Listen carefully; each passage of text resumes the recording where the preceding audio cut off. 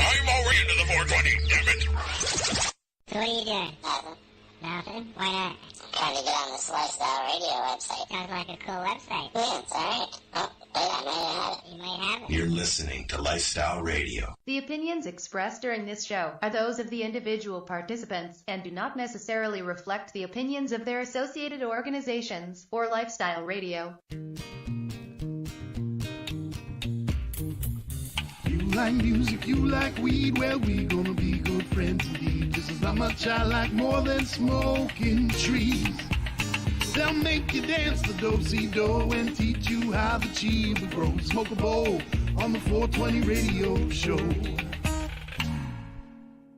On Lifestyle Radio. Hello. What's going on? As Len wakes right up.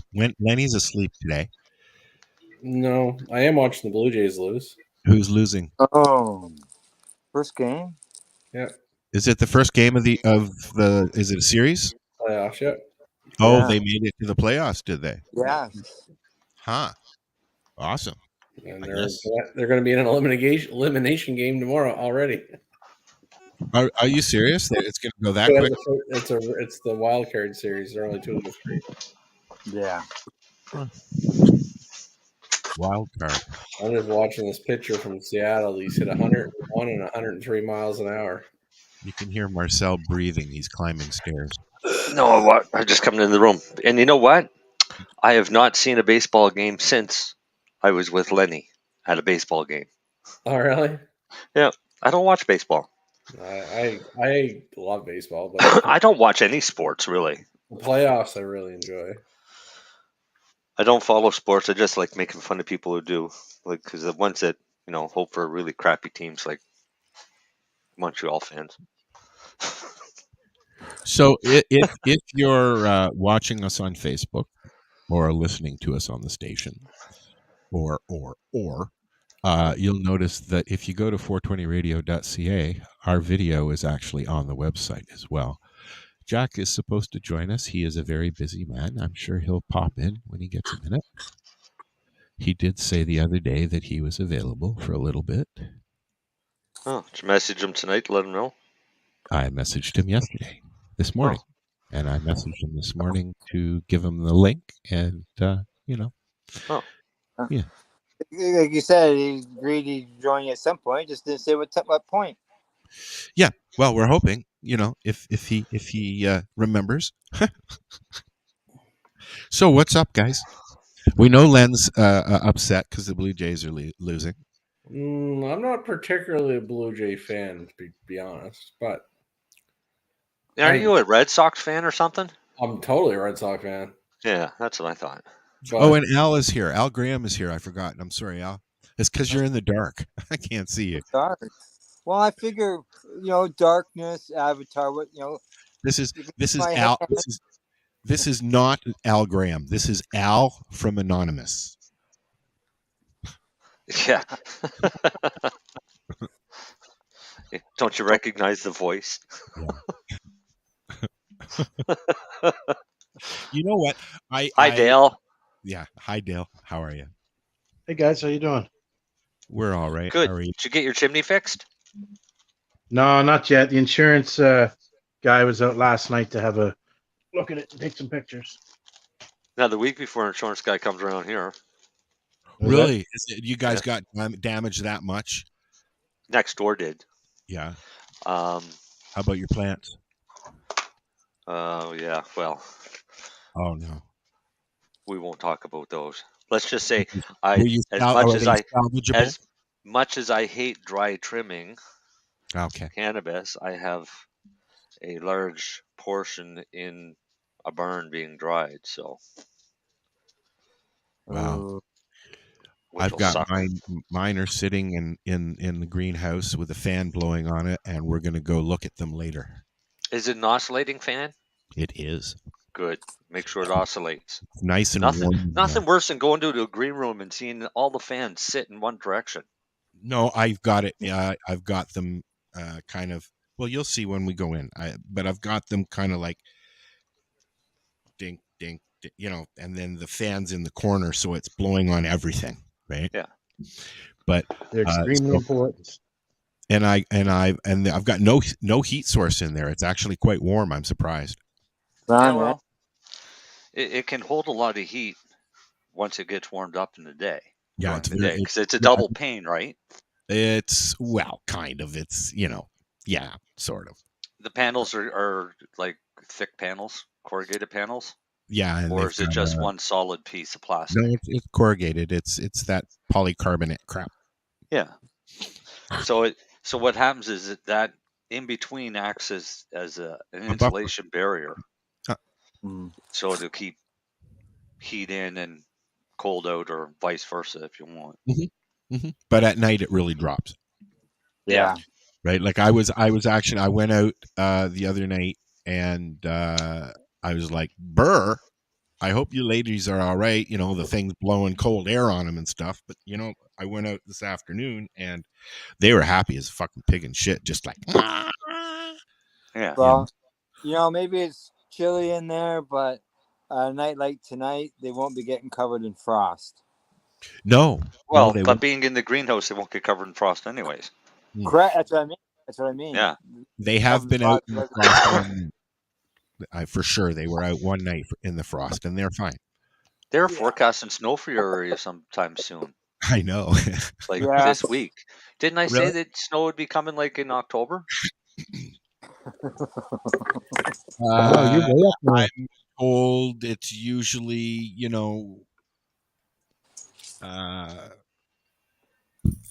sometimes Halloween there's a layer of snow already on the ground. So, but we've seen that in the city too. You've seen that. I seen that as a kid. Yeah, I remember those days, Al. Even as you bundle your kids up. What's that? You bundle your kids up. Even as an adult, I've seen it that bad, because you got your kids all bundled up, take them out for Halloween, and then you gotta dress them up in winter clothes, and they cover you cover their kids' Halloween costume. We had our Halloween costumes over our clothes. And I honestly don't remember us ever having snow on Halloween here. No, I did as a kid once. I remember. Did you? I'm trying to remember, and I can't remember ever having. I mean, we've it had wasn't some pretty often, and it wasn't a lot. We've had some pretty wet, miserable Halloweens, and that tends to be the norm now. Yeah, but cold. And I remember wearing winter clothes with costume over it, but only because it was cold. There wasn't snow, I don't think. I don't know, a long time ago. You get a Robin Hood costume over your winter clothes. Yeah, but then you look like Friar Tuck.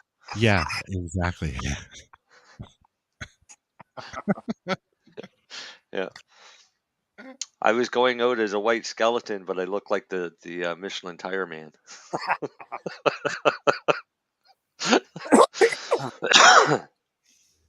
I remember the Batman outfits. I think David was Batman like I think 4 years in a row, and then Spider-Man like 4 or 5 years in a row.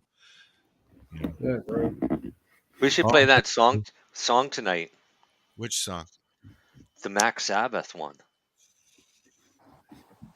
We've played that before, buddy. Mac Sabbath? Yeah, I showed it a while ago. It's very fun. They actually did a good job of that. They did. I saw it today. It's the first time I saw it. They're an actual band. Yeah, Informed Juggalos. Yeah. Blue Jays officially lost. No. So tomorrow officially lost. Game's over. Oh. They're not playing at home, obviously. They were losing 4-0 into the ninth. They were pending a loss. Now the 3 outs, it's officially a loss. 4-0 in the ninth, pending. Yeah, that's pending. Pretty much pending. So what does that mean for them? They're out now? No, they got to win tomorrow or they're out. Okay. And every game after that? Well, the series is only 2 out of 3, so they got to win Saturday, Sunday. Yeah. So Jack hasn't seen my thing yet, so something's come up. But if he can, he will show up. So we're just going to continue as we do. Mm-hmm. Somebody was saying something. No. Oh, yeah, I was asking Lenny if is there 2 games in one park and 1 game in another park? I think this is the first year that it's the advantage of the wild card, and because they won it over quick. All 3 games are in Toronto. Is this the first year that they're televising and doing the whole thing again? This is the first year back, isn't it? Oh, it's always been on TV. Yeah, but they had no audience for like 2 years. And they shut them down for a year. They had people last year in the playoffs. Did they? The year before, you're right. Was it a full stadium? Trying to remember. I think it was, wasn't it? Here? It wasn't here today. Oh well, no, I don't even know the the Blue Jays did get to play in Canada last year, halfway through the season. No, they had fans. It was the year before they had none. Yeah, maybe it was at reduced numbers. Yeah. Oh, it was reduced numbers forever, but the Blue Jays didn't make the playoffs last year anyway. No, they had the fans going last year because I remember the Red Sox were in the playoffs. It was packed. I haven't maybe Canada may have had those half-ass stadiums. I don't remember the last game I went to. Oh, I do. Sorry. It's pretty easy. It was in Toronto. Skydome or Exhibition Place? Skydome. It was when they came in Rogers Center. I was there with Lenny and Darcy. Yeah. Rogers. Well, Did you go to the game, Al? No, I didn't go to the game. You guys didn't invite me. No, I didn't go to the game. You guys went after lunch at Darcy and I have gone a couple of games. Yeah, we have. After we went to the we went to the Pride game. We went to the Pride game. Yeah. Okay. I was able to melt Darcy's physical deficiency and get a good seat. Yeah. I had to laugh. Traveling with Darcy to a game is pretty awesome because you can get to where you want to be really fucking quick. Yeah. Sit at the back near the beer. Special access stuff. Oh, yeah. We had a great seat. A great spot. Yeah, good seat. Quick entrance in with Darcy. Yeah. Yeah, you get good seating, that's for sure. Not for fucking concerts though. Sucks for concerts because I bought floor tickets right at the Metro Center, and then when I went to go on the floor, they said no, you can't go on the floor with your wheelchair. Well, then why the fuck would you sell me the tickets? Because you didn't tell them you had a wheelchair. Obviously, she can see I'm in a chair. I'm buying the tickets from a person. Okay, but here's the other thing about floor tickets, and you're in a wheelchair. Everybody stands up on the floor. All you're doing is sitting there looking at somebody's ass all night. Yeah, fair enough. Yep. Hey, I think you were better off, Darcy. I had floor tickets for George Thorogood. It was fucking awesome. Did you go in the mosh pit? I was second row back. The person in front didn't stand up? No, actually, they were like, yeah, you can go right to the front if you want, man. I'm like, no, I'm good right here. And they kind of stood off to the side. See? Because every time I've gone on the floor, they've all stood up. Yeah. And, I mean, it's fine if you're young and you can stand. Yeah, true enough. But if you're in a wheelchair, you're kind of looking at everybody's ass all night. So you guys want to talk about weed? Sure. Maybe. Hey, I want to talk about something. Hey, hold on. I have a bunch of articles that I'd like to talk about this evening, and I loaded them because I wanted to ask Jack and talk to him about them. But we're going to continue. Okay, so then maybe not really serious. It's just we haven't done a show in a couple of weeks, and there's been some things going on like this review and mushrooms, and now Alberta, and so and the States, and even in the States, yes, and in they Florida. just let out a whole bunch of people. Yep, and they're gonna, So I mean, Florida has a mushroom shop now, a dispensary, as well. It's the first in the U.S. So I mean, there's lots to talk about. They're all I put them all in our thing. If you guys want to have a look at them before we talk about it, I just want to make sure we brought that up. That's all. Yeah. I'm looking I'm looking at whether or not this. Well, I know it's not going to do anything anyways, but the survey thing from Health Canada. Yeah, I'm like, yeah. Probably the thing that I say so far that I know the worst of it, but I've been told, is question 5.2, which basically asks whether you believe that the medical program should continue. That's not the exact wording, but basically that's what it comes down to. Should the stores that are there available now, should that be sufficient in order to deal with the medical market? No, because they have insufficient products for the medical market. I don't recall it phrasing the question that way. I'm just starting the survey, so Al, like we used to do, Marcel, Al actually sat in on the press conference we had, Len, and he recorded it, and it's up on our website if anybody wants to listen to it. So he listened to what they were saying. No, but I didn't. I did the survey already. Did you already? Yeah. Yeah, but I don't recall a question being phrased that way.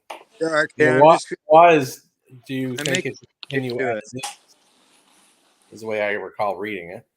What was it? I thought I recall reading, do you think the medical cannabis program should continue as is?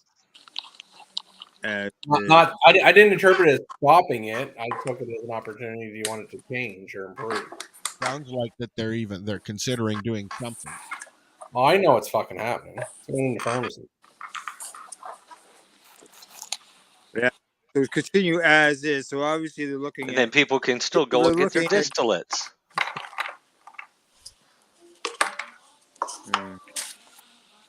But that's what I think is leading. I could see them minimum doing something with the designated growers and the numbers. You think they'll go up or down? I know they've been talking about removing PGs for a while. I think they're going to try to bring the grammage down and deal with the designated grower program. Part of it. Wow.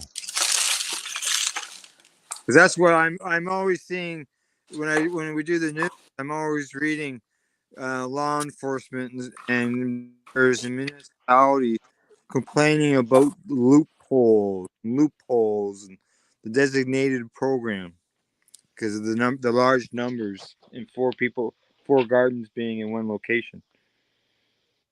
I'm going to do the survey while we're sitting here. Right. There's a lot of places to put comments. It does take a while if you're doing it. That's okay. I can about 2 hours. Are you serious? I don't know if it was that long. Maybe 25 What minutes. is your view of the current legislative and regulatory restrictions in place to safeguard public health? Jack will be here in 5 minutes, he said. What is my view on that? Overkill? So let's load this up and we can, while we're talking to Jack, I'm going to do it. I'm doing it now, so okay. I'm just trying to think. You do it. You read better anyways. Yeah. So what is your view of the current legislative and regulatory restrictions in place to safeguard public health? I think they're the best thing ever. What are they giving you options or do you just type it in? You got to type it in. Oh, we'll just say it sucks. It's overkill. Overkill. That's my answer. I already know what's going to happen to these anyway, so minimizing harms. What controls, if any, would you like to see changed and why? Marcel, bring it up. Share your screen for this. Nuh-uh. Why? Nuh-uh. You share your screen as I'm going along. I'm on the other computer actually with it. Oh. Yeah. I found the spot that I was looking for. Now I'm not on the question. But You're very muffled. Am I okay? How is this now? Like finger off the mic. Yeah. I'm on the Cannabis Digest article by Ted Smith. And in that article, he's got a spot and he says 5.2 is a distinct medical access program necessary to provide individuals with reasonable access to cannabis for medical purposes, or can access needs be met through the non-medical framework? So non-medical framework is the recreational stores. Yeah. I still don't think I read that question. That's Marcel, let me know when you get to that question. Yeah. Because Yeah. I don't recall anything phrased that way. Yeah, and like I said, I haven't done the survey. Oh no, So no, I I mean haven't- no, and maybe they've changed the question since too, right? Why don't you pull it up and do it as well, Al? Well, I'm outside on my you're on your phone. Yeah.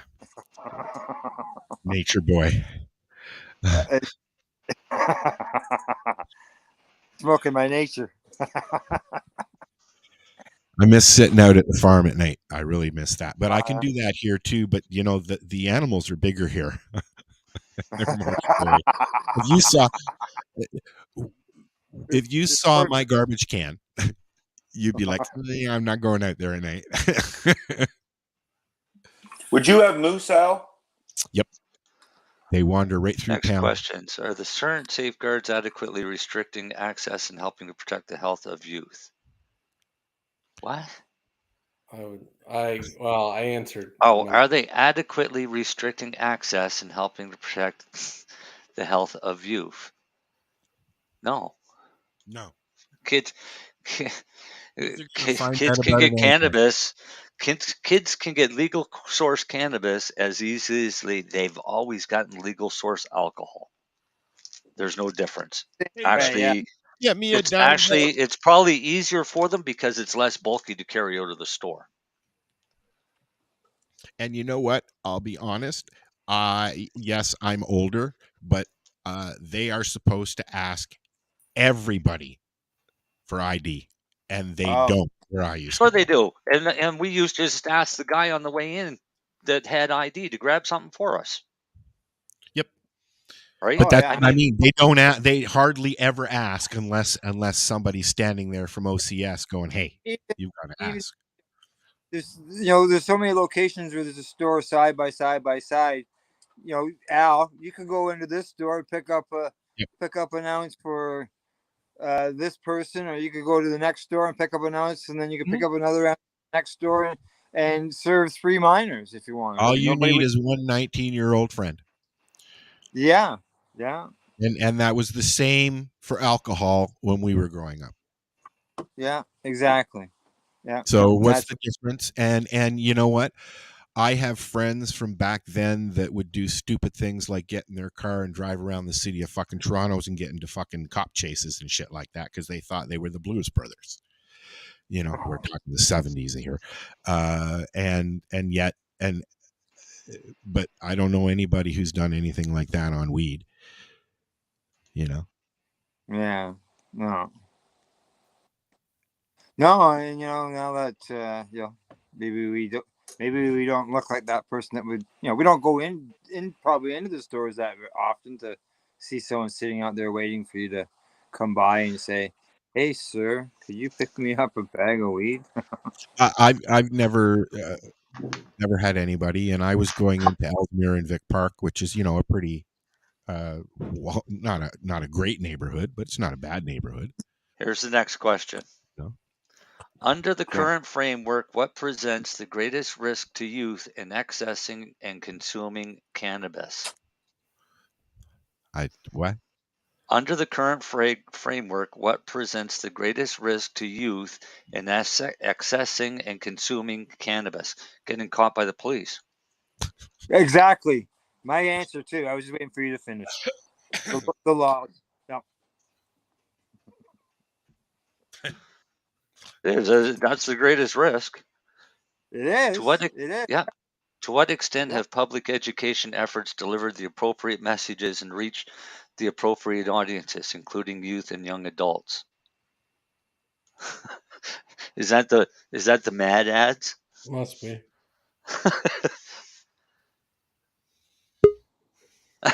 I don't even know how to respond to that one. Well, I know in Quebec they said that your neck stretched like a giraffe if you consume cannabis. Oh, Jack's here. Hi, Jack. Hey guys, sorry I'm so slow.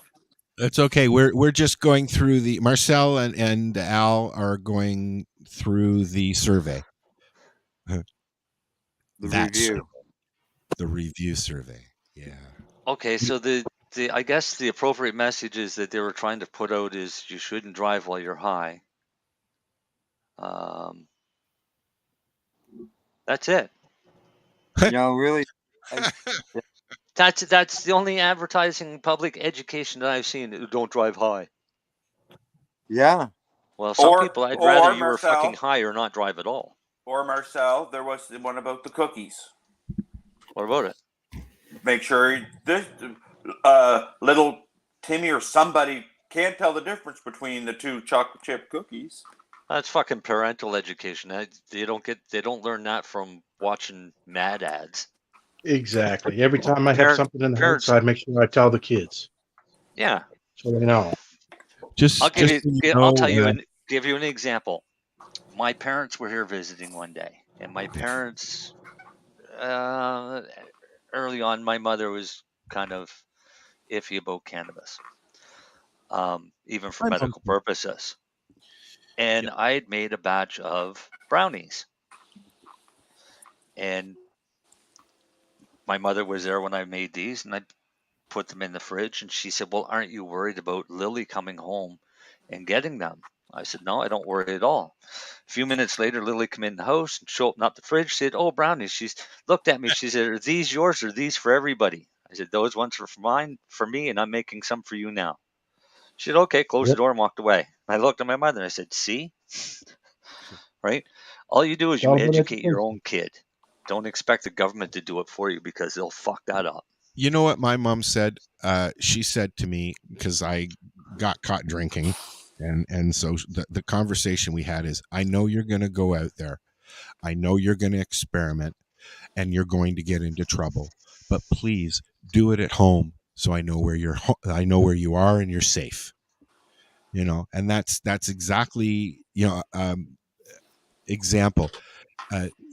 David broke his finger this week, his knuckle, from roughhousing with his buddy, and everybody's freaking out about it. But Marcel, you're my age, so you'll agree. That's what we did when we were kids. Yeah, we broke things. Don't freak Definitely. out.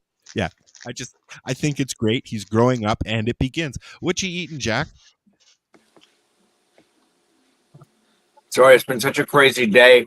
So okay. I'm just doing my munchies. I've got cheese, a bowl of nuts, and some ice cream. Oh, it sounds like something I would enjoy. I like ice Sorry, cream. in my head I was like, I hope this isn't rude, but I'm so hungry. No, it's okay. I started the show eating cake with medicated ice cream on it. So just so you know, Jack, the other Al is Al Graham. He's outside though, so we can't see him. I'm here, Jack. See yeah, what's shaking, man? I can see Darcy and Lenny as well. That's cool. What's up? Hey, what's up, Frank? We're hanging out in the mushroom patch. Cheese, nuts, and ice cream. That sounds yummy. What kind of ice cream? Ben and Jerry's, half baked. Chocolate and vanilla. The half baked. Yeah, I get the weed metaphor, but I just love that the cookie dough taste that they put in it is so good. My ice cream was the fully baked mocha. Yes, it's really good, Jack. Marcel's is. The only thing I'm able to stomach these days is the Chapman's Dutch chocolate, because there's no sugar added, so it doesn't tweak me out with the diabetes as much, right? But Al just lit his doobie. One of the things I love about you, Jack, is that when you're working, you're on. But when you're just Jack, you're just this normal, everyday stoner guy that eats munchies on podcasts. So here I am, man. There you go. Yeah. The longest running consecutive guest we've had almost 15 years, Jack has been on the show here. Really? That's awesome. Yeah. Woo. Yep. There you go, Jack. There's Thumbs up. a badge to put on your Facebook page. I think so. One of the people that used to work with me at Green Candy Press, like another editor there, she just published her first novel. It's pretty cool. What kind of novel? Dude, it's super trippy, actually. Okay, so it tells a story of this German doctor that was living in Florida. She would never write like a boring story. So this German doctor is married and his wife dies. He goes crazy and digs up her corpse and then lives with the corpse for like the next 20 years or something. And it's based on a true story. Sounds like the Jason, what's his, Norman Bates Hotel. I was thinking Psycho. Wow. Yeah. And it's based on a true story at that. Yeah. So my copy just arrived. So I was like, oh man, Halloween. Yeah. So while we're chatting with Jack, Marcel's going through the. I'm still stuck on that question, number 2.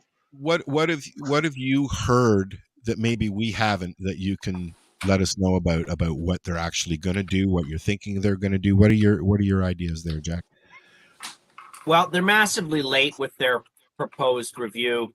In my view, their reassessment on tax is probably the most prescient. Although the more that I look at the tax issue, the more that I think that there's pretty serious charter vulnerability to the government over it. And if a charter challenge was successful on behalf of a patient, the government would have to return any tax that they had brought in from it.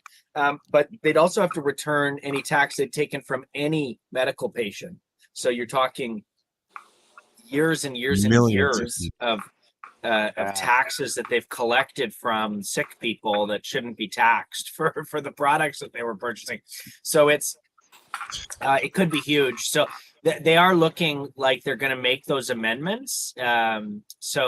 Ultimately, that's the biggest change that, in my view, I see forthcoming is changes to the taxation system, and I think that owes largely to lobbying efforts from large corporations. And then the second one was actually, it wasn't released at the same time as the other notices, but they've essentially said that they're going to be in the near future, they're going to be allowing for what's called co-packing, which would allow for edibles to be packaged in the same facilities as other food products, which could be huge. So you might start seeing like Nestle getting its own standard processing license at its facility.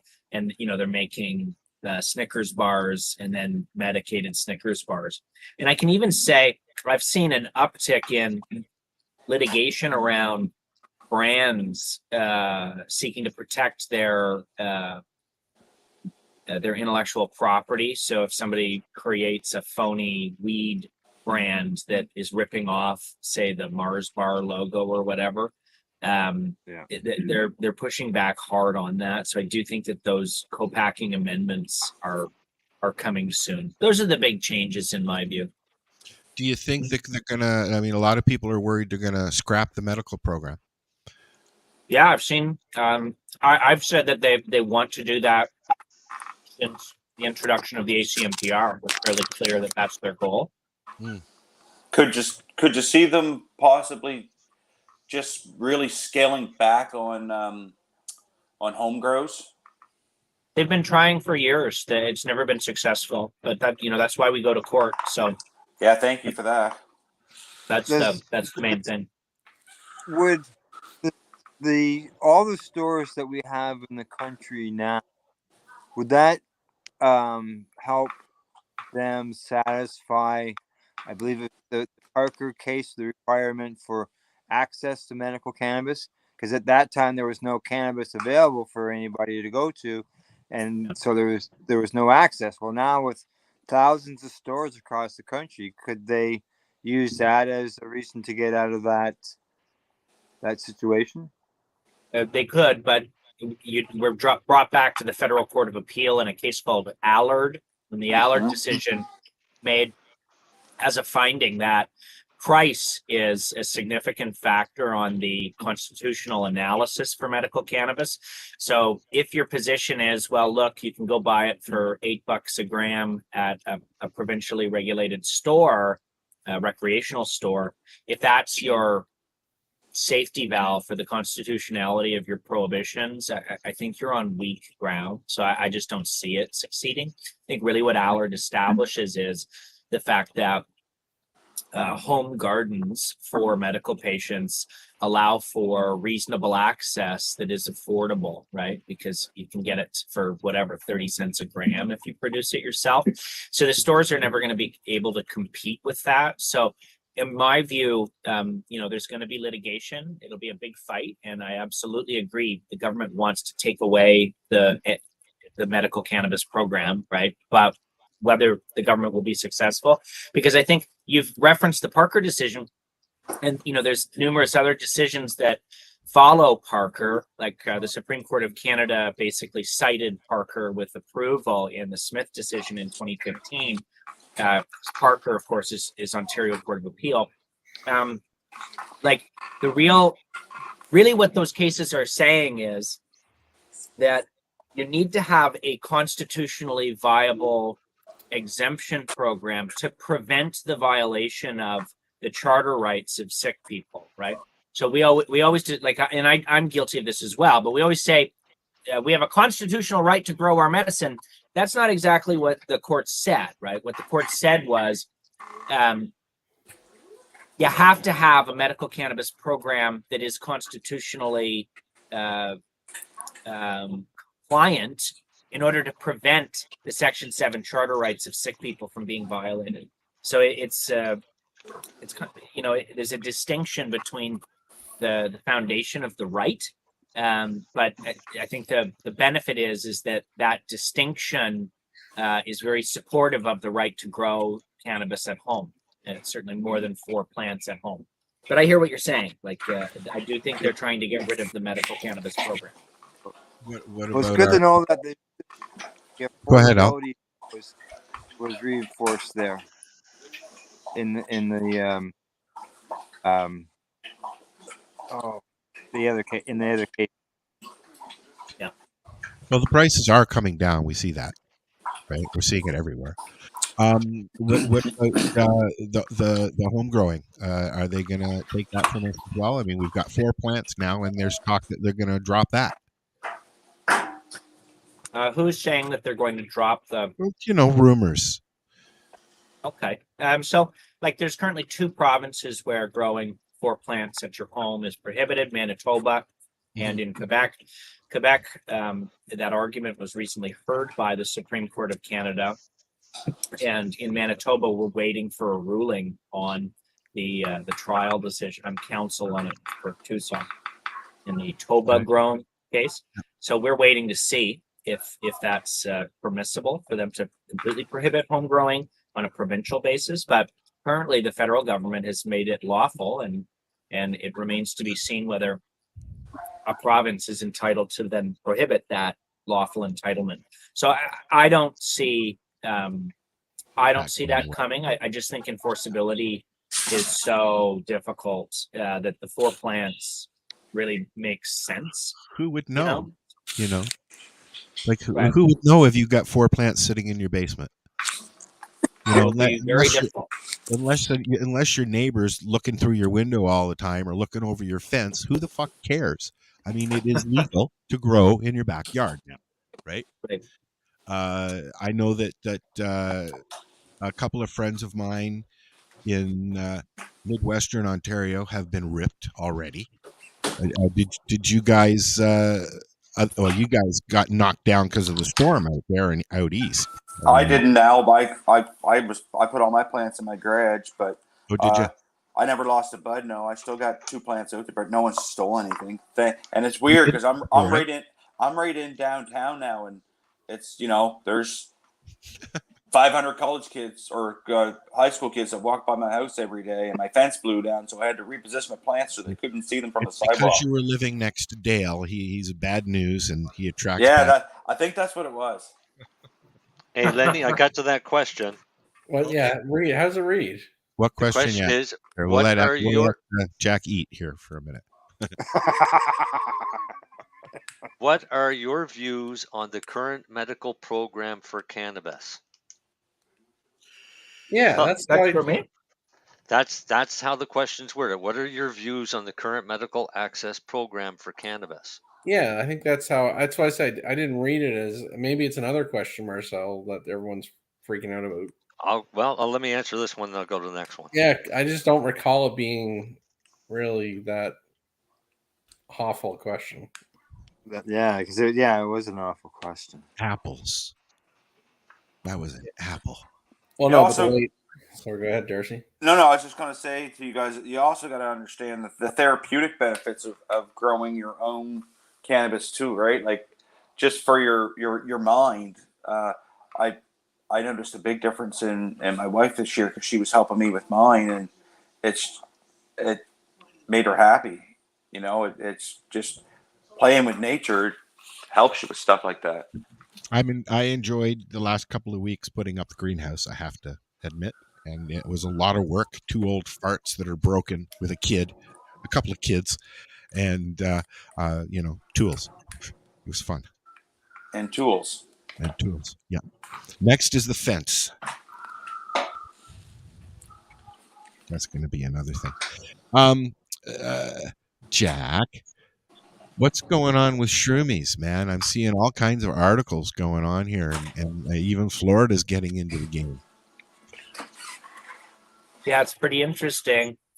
So the only litigation ongoing in regards to the constitutionality of prohibiting access to psilocybin containing mushrooms for medical purposes is a case in the federal court in which a number of patients and one medical service provider are seeking to strike the law down, essentially saying that access is so delayed that it's effectively non-existent. Because, of course, the government is going to say that the special access program and the Section 56 exemption schemes are sufficient to make the prohibition acceptable. But so we have to challenge the constitutionality of those exemption schemes as well, which of course we're doing. Wow, that sounds complex. Very exciting, yeah. So and it's a big fight, a very expensive fight. So there's a lot of great lawyers on that file. Paul Lewin, myself. So basically, you got to challenge the laws that are set into place to help you. Well, yes, as well as sections 4, 5, and 7 of the Controlled Drugs and Substances Act, which effectively prohibit the possession, sale, and production of psilocybin-containing mushrooms. Wow! So, and what's fun about it, there's a huge number of varietals of psilocin and psilocybin-producing mushrooms. So it's not just Psilocybe cubensis. That's the most common form of a magic mushroom, but there's a whole host. It's been really fun seeing sort of the development of the different varietals of psilocybin mushrooms that are out there. But I'd love to pick your brain one day about that, Jack. Rock and roll, man. So, all right, here's question 5.2 that everybody was getting in arms about. Is a distinct medical access program necessary to provide individuals with reasonable access to cannabis for medical purposes, or can access needs be met through the non-medical framework? Oh, it did say that. Okay. Yep. Al, you have a picture up of Cindy on your profile picture. He must be switching. I didn't hear the question. Sorry. Can you repeat that, please? You fucker. In a distinct Is a distinct medical access program necessary to provide individuals with reasonable access to cannabis for medical purposes, or can access needs be met through the non-medical framework? So this is clearly the question that is causing people to say, hey, the government is considering getting rid of the medical cannabis program. Part of the problem is they're asking all Canadians that question, right? The only Canadians with a constitutional issue in relation to the medical cannabis program are those who are ill, have a physician's approval for medical cannabis use, and who are registered with the program, right? Those are the identified class of people who technically should be asked that question. I can guarantee 100% of that class of people will say yes. So I think there's a bit of a census data bias in the way that Health Canada is going about their assessment, but you have to expect that from them. I have said for years that their ultimate goal is the eradication of the medical cannabis program. Obviously, that's their goal. It always has been. Right? They're not our friends. They were dragged kicking and screaming into a scenario in which sick people could access cannabis as medicine, right? And now they're trying to get rid of it and to force everyone to use the government program where they have a strong case for taxation. But I think really the next big piece of fruitful litigation at the federal courts for medical cannabis is going to relate to the fact that they've been charging just an obscene amount of tax on the medicine. And it's a pretty serious issue. Actually, there's a law student, I think she's now a lawyer, who wrote a really wonderful paper on that subject. Basically that there's a case from the tax court called Hedges, Hedges, but it was dealing with someone that got hammered for taxes on their medical cannabis. It was ultimately unsuccessful, but I do think that based on Allard and the affordability arguments, it's a winner if in federal court litigating on Section 7 of the Charter and likely Section 15 of the Charter as well. So anyway, so that's my 2 cents. So like everyone is freaking out about that, saying, oh my goodness, it's happening. They're going to take away the program. Like, this is not the siren call, a warning call. Like the warning call has come for years, right? I don't know. We gave that warning call back in 2010. Yeah. They've been because trying to get in rid of it for 2010, years. yeah, but in 2010, Health Canada went around and had consultations with patient groups, dispensary owners, and they literally did the opposite of what everyone of those meetings told them. Yeah. So, I mean, how do you trust these people? Yeah. We wanted medical programs. Everybody there knew it was for medical purposes, not a recreational thing. Yeah, here we get a recreational program, then threw the patients under the bus and charged them luxury tax on their medicine. Luxury tax. So It's the that's only what it medicine- is. it's the It's only literally a medicine- luxury tax. Yeah, it's the only medicine that currently has tax applied to it. So it's Yeah. a big problem. It's very It is. unfair. And it's literally millions or hundreds of millions of dollars a year What that patients can't afford. What exactly is their thinking behind that? I mean, why, I know they still don't call it medicine on their website. I know Right, that. because you've got to think of who throws a hell of a lot of money into a lot of different things that would be impacted by cannabis being classified as a medicine. But all the money that could be made if that classified, Not by those guys. No, but still. But those guys are the ones that are handing over the money hand over fist. We looked at this a few years ago, doing an application for a DIN number. That's right. Yeah, I remember talking about that. Yeah. All right. And in the application for a DIN number, it makes it pretty much impossible to get a DIN number for cannabis. But then they said they could give a patient a DIN number. Right, but that's only for insurance purposes. Okay. So that's what I think Blue Cross does for the veterans. Is they've given a DIN number to their medical cannabis. Okay. So then we looked at clinical trials. And when you look at clinical trials, the first thing that you realize is they were written by pharmaceutical companies. And they're written by pharmaceutical companies to make sure that little pharmaceutical companies could never compete. So if the pharmaceutical companies are running Health Canada, then the last thing they would ever allow is cannabis to be classified as an actual medicine. Wow, that's absurd. Absurd. Yep. I have a question for Jack. Well, I wanted to say I agree with you that there's always that risk of, I guess, what you'd call regulatory capture, and so I hear you. Yeah. I absolutely hear you. What was the question, Hal? With regards to advertising and stuff like that, there's been mention that they're going to ease up on that. They're going to tighten up on it. What's going to happen with things like that?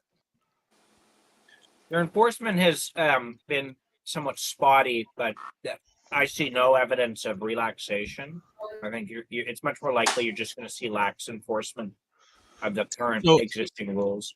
So what about things like with podcasts and stuff like that? We're openly talking about cannabis. We're showing pictures of cannabis. Our lifestyle is cannabis, and they don't want that. So what they're gonna? No, you're not regulated, right? Okay. It's only if you're a licensed producer or a storefront who's actually selling cannabis identified by lot and batch number. So we're not actually in the business. Well, some of us are. I mean, Lenny is, but. Actually, yeah. So it turns into a freedom of expression issue, and the expression that you're engaging in here and that I'm participating in is protected under Section 2B of the Charter. That's the same with my books, right? They can't prohibit me from writing about cannabis. Right? So they can't really start. They can't really stop us from advertising. Advertising anything other than the sale of the actual product. Oh, right. Okay. If you're actually selling the product, then you're limited. And again, all of this comes down to litigation over freedom of expression. It's quite fascinating, but like you're bound by the rules of commercial expression, right? So you can communicate product availability and pricing, but that's it as far as your storefront is concerned. Yeah, one of the things that I saw this past summer, as everything was opening up again, is some of the legal stores were removing any sign of cannabis from the actual store, which was allowing them to open up their windows. Right? Really, the purpose of that is you can save on staffing expenses, because they used to make you have a staff member sit at the door and check ID. But if no cannabis is visible, then let people in. But what about sampling, Jack? Do you ever think they'll have that, like they do with alcohol? They currently have organoleptic sampling, so you can smell cannabis if people want to engage in it. But as far as you can get a federal organoleptic license. These questions get better. We're talking about something like that, right? I think Len fell asleep. Anyways, okay. You were talking about something like that a while back, and I can't remember what it was. Do you remember? No, he won't remember. No. God damn it. No, I just have my camera off, so I'm not looking at the screen. That's okay. That's okay. It was pertinent too. Shit, we were talking about it. Oh well, it might come back to me later. Yeah, no, I always wondered about that, Jack, about sampling, like how you can walk into the liquor store and they say, "Here, try this," and that's what it was. You try it. Well, could you come in? Could you go in and say, "No, I suppose because you can't, because the levels of THC in your body would likely be more with even a 2 milligram chocolate, wouldn't it?" More than That's one issue. That's one issue, although they have no way of knowing, if you're driving or not, things like that. The real issue is consumption is prohibited in the store. Even edibles. I've drank liquor in this liquor store. Yeah, but not the Wine- liquor, wine the liquor tasting and stuff like legislation. Yeah, the liquor legislation does not prohibit sample consumption. I think, so long as there's been a Then they should licensure fix it attached to because they put cannabis stores in our liquor stores. Yeah, I'm aware. Right? I'm aware. So I mean, it's In fact, the pretty rules fucking actually nasty. say you're not even allowed to open the packaging inside the store until you're off the property. Yes, actually, at home, I believe. So, Len, I remembered what we were talking about when down at Lyft. You were saying that in the future they're talking about allowing sampling at these big events, right? No, I didn't say they're allowing to. I said that's what they have to do. They have to do it. Like, no, for like Lyft and those things to survive. Oh, for it to survive. Yeah, but that's what I mean. I don't mean anybody. No, the laws got to change, obviously, but no, like people are just going to shows and talking about it. They want to be able to procure or try the products. Is there anything in the future coming up for that, Jack? So I've been encouraging event spaces to just go for it because I just don't see, as long as it's outdoor, I don't see why it should be prohibited. And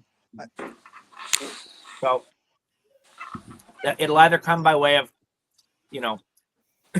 litigation, or they just won't enforce the law, or they'll make an amendment that allows. Like, really, what I think is going to happen is they're going to start issuing special event licenses for cannabis events, where you they can make more money.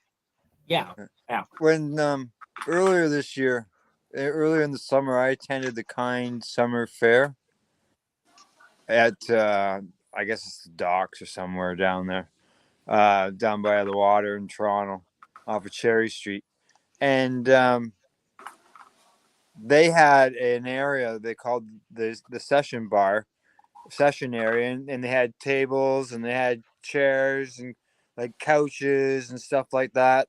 And they had a bar set up with a DJ there, and somebody was serving beverages and something else. Now, I don't know what all was in the beverages, but it was, people were in there, it was the lounge, the session lounge. Yeah. Do you ever think concerts will be able to, because I know LPs can go to 19 plus events. Do you ever think they'd be allowed to sell their product there like they do alcohol? What's the point? Think that you can't smoke it. You can't use it unless it's an edible. No, Nova Scotia, you can actually smoke if there's a smoking section. You can only smoke at Budweiser stage as you come into the area just before the food is where you can have a smoke. And you see people smoking cannabis there all the time. But I was at a concert with David, and it was Bachman Cummings, and you would think that that's all you would smell. Sorry, I didn't take you, Jack. I decided to take the kid, and he loved it.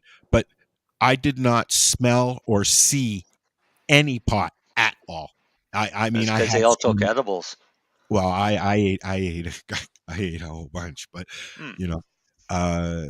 it's like, it's not a concert to me. You can't sit there and spark up a doobie and rock out. Not like when we were kids and we didn't have a smoking section, but we would do it anyway. Do it anyways, and that's all you would smell. Yeah. But you go to Canada. But as kids, we'd always wait until we smelled it before we'd light up. Right. You wait for that person. You wait for the adult to pull it out first. Right? Yeah, that's right. And he gets busted. Wasn't me, man. But did you go? Have you been to any concerts lately, Jack? Do you get time to go to concerts and stuff? Lots, yeah. And I just wanted to say that I do think that consumption is going to work itself out. It's just slow right now, but I do imagine they're going to start having special event licenses. Yeah, but is this more provincial, Jack, versus federal? Yeah, it's provincial. Yeah, that's what I thought. So currently, the closest way I can make it work is a federal organoleptic license allowing allowing you to try and use substances from the licensed facility. So I would get you the organoleptic license. So the feds say you're good to try it, and then I would need to figure out what the province says about it. And I'm going to talk with provincial lawyers about it sometime this year or early next year, and just see, because maybe I would love to solve it without litigation, right? It would be great. That'd be awesome. Where are we with lounges, Jack? I keep seeing articles that they're trying something in Toronto. They're not trying something in Toronto, So the Hotbox just closed. So yes, I heard. Yeah. But about that. Ultimately, the way that I would do it would be the same: a federal organoleptic license, and then run it from your provincial location. So it is technically, it's feasible. It is feasible. I've yet to do one to completion, but I can see how it would work. Wow. So with that license, could an LP invite potential customers to come in and smell their products and stuff like that? Their samples? Yeah. If they had a lounge, or not a lounge area, but like a lobby area? Yep. Yeah. That's why I like them. It's really cool. My fantasy would be for cannabis to get the same treatment as, say, wine in a special region, right? So you go, you have a nice meal, you get to smoke a couple of nice joints or eat a cool edible. It's like an experience, right? So our community gets to feel the same as whatever the wine snob community or whatever. So in my view, it's the organoleptic license. That's the overarching licensure required to achieve that objective. Are you aware of any LPs in Canada that are currently offering that to their customers? I don't know LPs that are offering it to their customers, but I've done them for LPs that people that work there just want to smoke some of the stuff they grow, and they don't want to get in trouble from Health Canada. So I've done the organoleptic license for them. So, but whether people are doing like farm to table type deals, I haven't seen one yet, but it's coming. BC, it'll happen in BC within the next 6 months, I think. Wow. Right on. They hard to get one of them licensed, Jack? Yeah. Nope, it's pretty easy. Lenny, you taking notes? I don't actually have to take notes. I know all about it. I figured. Oh no, there's a really cool role for it, but I'll get in trouble with my board if I say anything else about that.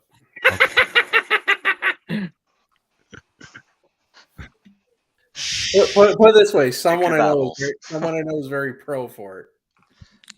Pick your battles. Basically. Yep. I put it this way: fuck it. I'll say what I would have had one 6 months ago if it was up to me. Right. I think it's cool. I think it's really cool. I think it's crazy not to. I think it's fucking awesome. I think it's great for marketing. I think it's great for promotion, but I was overruled, so let's leave it that way. Are they gonna? What do I know, though? Right? Is this kind of like don't even get me going. Each grow facility can have a store front as well. Is that what that's about? No, that's farm gate and retail. That's a different thing. But no, this is literally able to actually have persons like myself to try products. Yeah, and it doesn't have to be a staff person. No, it could be like people that come in that want to buy product from us. I try that. Listen, I'll teach all the LPs why they should have it.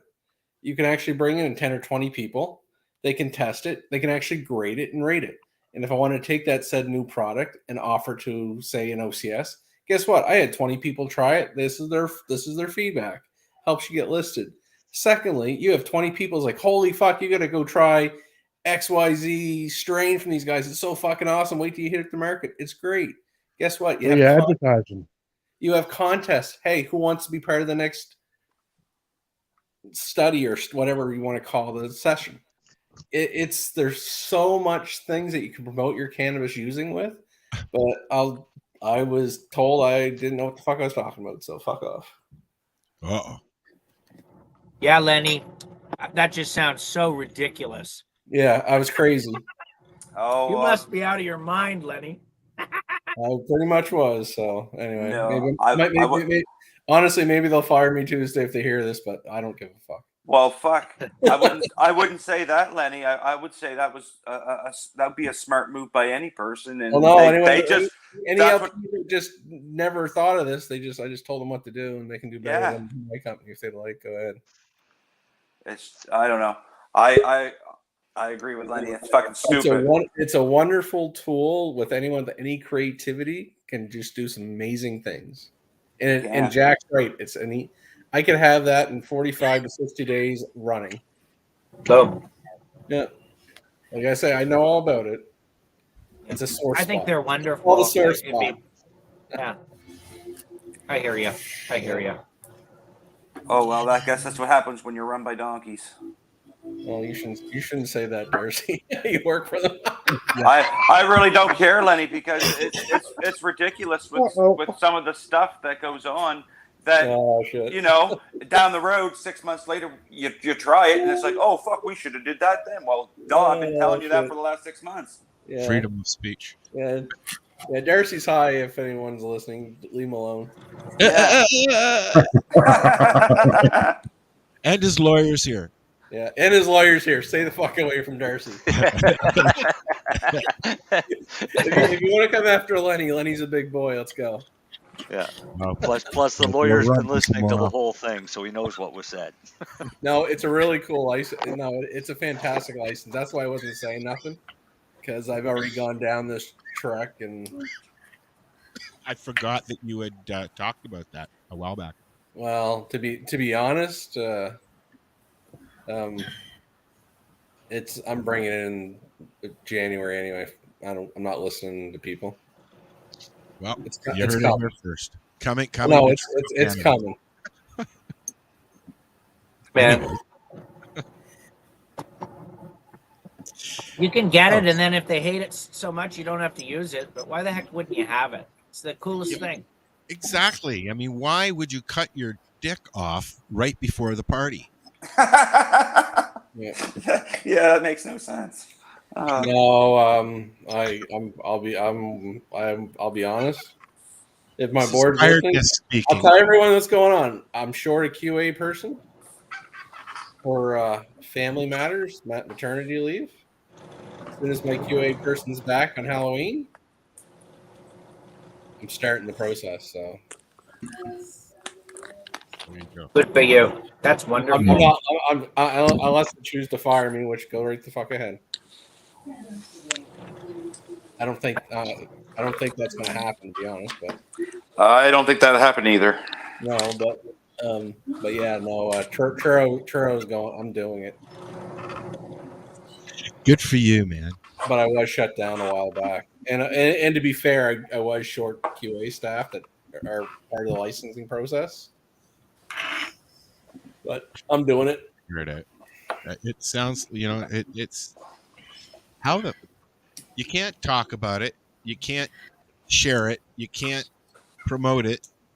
How the fuck? I mean, but yet you have products that you want people to use. I don't get that. So it's a wonderful, fun tool if you're creative with it. It's not just for staff. Right. It can be very valuable information. Oh no, that's invaluable. It's an invaluable tool for your company, man. So I'm hoping more people are going to try that. More LPs are going to try that. Okay, let's change the subject. Jack, let's talk about Canopy Corp. Okay. What guys for? What? Well, I want to know what the fuck. I mean, what happens to the stockholders? What happens to people that had faith in that company? That's the stock market. Oh, sorry. You mean just because the stock is doing so poorly, or? Well, okay. So explain to us exactly what's going on there. Are they out of the cannabis business? Oh, you're talking about that Tokyo Smoke story. No, I'm talking. Yeah, well, but it's not just Tokyo. They're pulling themselves out of the market, are they not? No, not to my knowledge. No? Not to my knowledge, no. I thought they were just something Constellation Brands probably wishes they never made that investment. Yeah. Retail stores. They Yeah, sold smokes. their interest in what had essentially turned into a franchising system for Tokyo Smoke stores. They've essentially sold it to the largest franchisee, which is a corporation in Alberta, and they sold it for peanuts. So it's as far as just like madness is concerned. I remember when Canopy purchased Tokyo Smoke and said, okay, yeah, Tokyo Smoke is going to be sort of our flagship storefront brand. And they paid almost $1 billion for it. And I remember thinking, how stupid is that? I go, they own a fancy coffee maker and 2 10-year leases in Toronto. That's it. It's not $1 billion corporation. Are you out of your mind? And oh man, I remember when they opened those Tokyo Smokes, I used to go there with my weed books. And I go, you got to stock these weed books. You love cannabis, right? And that, like they were like, who is this guy with this weird? We don't want any cannabis books in here. What the hell? I don't know. I was like, what kind of a head shop is this? Like douchebags, but and then 3 years later they get bought for whatever $1 billion. Yeah, it's madness. But the reality of it was it wasn't a particularly sustainable model. Like I've consistently said that I don't think that the franchising system that they were implementing in Ontario, in my opinion, it was functioning by way of these operating agreements that, in my view, were illegal. But it's Canopy; they get away with it. So, but they sold it for a song and a dance. So ultimately, but they're not out of the cannabis game. They're still producing cannabis. They're just they're just doing their thing. Yeah, I get it. Well, thanks for filling us in on that, because the way the articles were reading was, they're quitting the business. Well, here's another reason why it failed. In an ideal world, an LP growing product, that seed to sale model, it's nice to own your own dispensary. But here's the problem: your cannabis doesn't really sell that great. Yeah. So it just didn't make sense for them. Like it just, like you can put all that Canopy product in there, then no one goes to it. So they end up carrying other LPs products that are selling, and it just didn't work out for them. In Ontario, in Ontario, they amended the rules on LP control on forward-facing products. So. Like it used to be that the LPs could say, look, we own 49% of this store or whatever. We only want Canopy products listed at this store. They changed that in July in Ontario. So that seemed. I actually thought that was they should. If Canopy wanted to do it, let them do it. But whatever. Yeah, I don't think it was helping their Tokyo Smoke stores, frankly. No, that's what I'm saying. If you're not going to have some of the premier craft brands, like people aren't going to go to your store anyway. Nope. So, ship. I'm going to say it. Ship product is ship product. Yeah. Yeah. I've smoked. No, I'll be totally honest. I smoked a lot of legal cannabis, and Canopy was always the shittiest tasting one. It just, I found all their weed tastes the same, and it burnt black. That's my opinion. I've tried a few things from Tweed, and it's very dry, usually. Hey, in case you guys haven't done any surveys or anything with government of Canada, yes, they've changed the genders now. Oh God, are we going down here? No, you get man, woman, two-spirit, trans man, trans woman, non-binary, which would be gender queer. Is how they got it.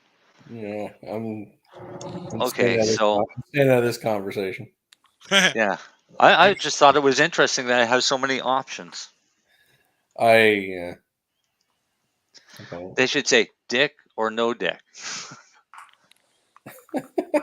Just make it simple for everybody. That does simplify a lot of things. There's a reason why we have a disclaimer. That's right. It's my views. I'm sorry. I mean, I have no problem. I have lots of gay friends, and I don't think I have any trans friends. I might. I don't know. I don't ask because really, I don't fucking care. You're a person. I just the list keeps getting longer. I guess is why I kind of laugh at. Two-spirit has existed in Canada since before Canada was a country, of course. Before white people got here. Certainly, yeah. So I don't. I hear what you're saying. For lawyers was very interesting, but there's a practice direction in British Columbia that lawyers are required to identify our preferred pronouns prior to addressing the court. And Really? And so it was something that I really struggled with. It's almost like that's kind of to me. That should be a violation of your privacy. Maybe you don't want to identify. Right. Right, and that was largely the concern because, so as a lawyer, like I cannot lie, right? So it would be a violation of my professional obligations. Wait! Lawyers don't lie. Sorry, Jack. I'm just and people don't like that, but it is true. Like I cannot knowingly express a falsehood to the court. And so the answer to that is always, well, just just make it up or just participate in this mandatory speech, like this compelled speech we're making you do. And I worry, like it doesn't, it's not such a big deal for me, but if say someone really didn't want anyone to know what their pronoun really is, that's something deeply private that they didn't want to reveal, logically, now they're being compelled to do so. And the response is, well, look, they can just say whatever they want. It doesn't matter. And I find that so disingenuous and problematic, right? Because you're basically like, it does matter, right? Like someone's gender or how they feel about their gender or how they experience their gender is really important. And like, at the very least in the context of lawyers, when we have a professional obligation not to lie, I just find it deeply problematic. And so what ends up happening is they'll say, well, look, if you don't identify your pronouns, we're going to refer to you as they. And for me, that's fine. I have no problem. You can call me she or they, whatever you want. You call me it. Yeah, sure. But don't compel me to say some deeply private information. And it's much more important, say it's someone that is closeted or has not revealed to the world certain deeply personal pieces of information.